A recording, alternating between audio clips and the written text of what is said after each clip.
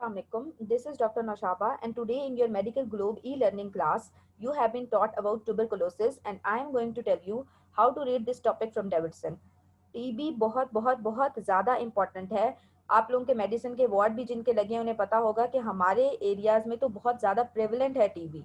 तो आपको ये पेपर में भी आता है और आपको लॉन्ग और शॉर्ट केस में भी आता है। शॉर्ट केस में रेस्पिरेटरी फाइंडिंग्स पूछ सकते हैं, लॉन्ग केस में तो आपने कंप्लीट केस प्रिपेयर करना होता है। तो इसलिए आपने इसको बहुत अच्छे तरीके से याद करना है। पैथोलॉजी और पैथोजेनेसिस आपने बस इसलिए याद करनी है ताकि पता चल जाए कि जब हम इन्वेस्टिगेशंस कराएंगे तो हमें कौन कौन सी फाइंडिंग्स मिलेंगी। देन क्लिनिकल फीचर्स हैं तो वो आपको डायग्नोज करने के लिए सिनेरियो पता होने चाहिए। देन कुछ फैक्टर्स हैं हमारे पास जो रिस्क ऑफ ट्यूबरकुलोसिस इंक्रीज करते हैं। कुछ पेशेंट रिलेटेड फैक्टर्स होते हैं और कुछ एसोसिएटेड डिजीजेज होती हैं जो टीबी का रिस्क इंक्रीज करते हैं। इसमें मोस्ट कॉमन है एचआईवी। एचआईवी के पेशेंट मोस्ट कॉमन ट्यूबरकुलोसिस के साथ प्रेजेंट कर रहे होते हैं। तो इसलिए आपने ये वाले सारे जो फैक्टर्स हैं वो अच्छे तरीके से करने हैं। एटलीस्ट 4 to 5 फैक्टर्स तो आपको पता होने चाहिए, पेशेंट रिलेटेड कौन से हैं और कुछ एसोसिएटेड डिजीजेस जो हैं वो कौन सी हैं। बाकी सारे जो क्लिनिकल फीचर्स हैं कि प्राइमरी टीबी में कौन से फीचर्स आएंगे, पोस्ट प्राइमरी ट्यूबरकुलोसिस में कौन सी फाइंडिंग्स मिलेंगी, ये बस आपने एक दफ़ा रीड कर लेना है। ये आपसे एज सच क्वेश्चन के तौर पे नहीं पूछे जाते। देन क्लिनिकल प्रेजेंटेशन क्या होगी पेशेंट की, तो पेशेंट क्रॉनिक कफ के साथ आएगा, पायरेक्सिया के साथ आएगा, अनरिजॉल्व नमूनिया के साथ आएगा, तो ये वेट लॉस के साथ आएगा। ये आपने कभी भी नहीं भूलना।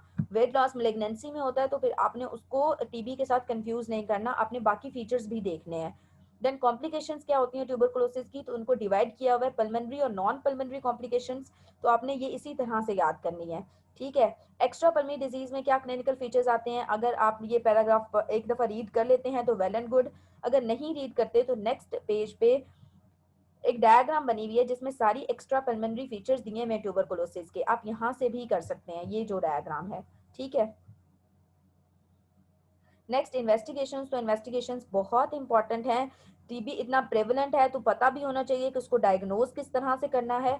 तो इसके लिए हम कौन कौन सी स्टेनिंग यूज करते हैं, कौन कौन से टेस्ट करवाते हैं, ये भी आपको पता होने चाहिए। इसका भी एक बहुत अच्छा ये टेबल बना हुआ है डायग्नोसिस का कि हमने स्पेसिमेन रिक्वायर्ड जो है उसके लिए हमने क्या क्या करना है। हमने पल्मोनरी स्पेसिमेन भी चाहिए होता है, हमें एक्स्ट्रा पल्मोनरी स्पेसिमेन भी चाहिए होता है, तो फिर हम किस तरह से वो स्पेसिमेन लेंगे, डायग्नोस्टिक टेस्ट कौन से हैं हमारे पास, और कुछ बेसलाइन ब्लड टेस्ट होते हैं वो भी हमने करवाने होते हैं।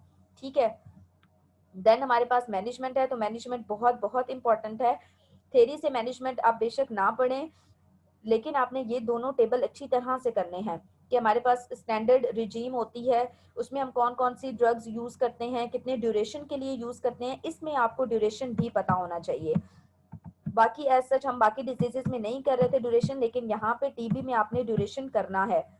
और उसके बाद ये जो हमारे पास ड्रग्स होती हैं ये हम यूज करते हैं, तो इन ड्रग्स के आपको नाम भी पता होने चाहिए और आपको पता होने चाहिए इनके साइड इफेक्ट्स क्या हैं। ये ऑस्पी में भी पूछा जाता है और आपसे वैसे भी पूछा जाता है।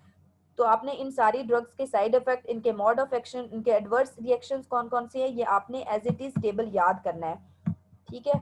और ये जो ड्रग्स हैं इनका निमोनिक है राइप्स, RIPES, रिफेम्पिसिन, आई से आइसोनियाजिड, पी से पायराजिनामाइड, ई से इथम्ब्यूटोल एंड एस से स्ट्रेप्टोमाइसिन। तो इस तरह से आपको ये याद रहेंगी जो हमारे पास एंटी ट्यूबरकुलस थेरेपी है। ठीक है।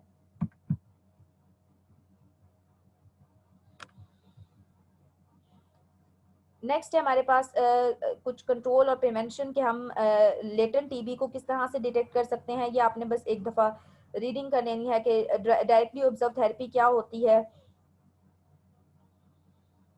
उसके अलावा ड्रग रेजिस्टेंट टीबी क्या है, वैक्सीन कौन सी होती है, तो BCG वैक्सीन होती है अगेंस्ट ट्यूबरकुलोसिस। कुछ फैक्टर्स होते हैं हमारे पास जो ड्रग रेजिस्टेंट को इंक्रीज करते हैं टीबी की, तो ये आपने फैक्टर्स भी याद कर लेने हैं। ठीक है। That's all about tuberculosis, it's a very very very important topic. तो आपने इसको अच्छे तरीके से कवर करना है। If you have any query you can ask. Thank you.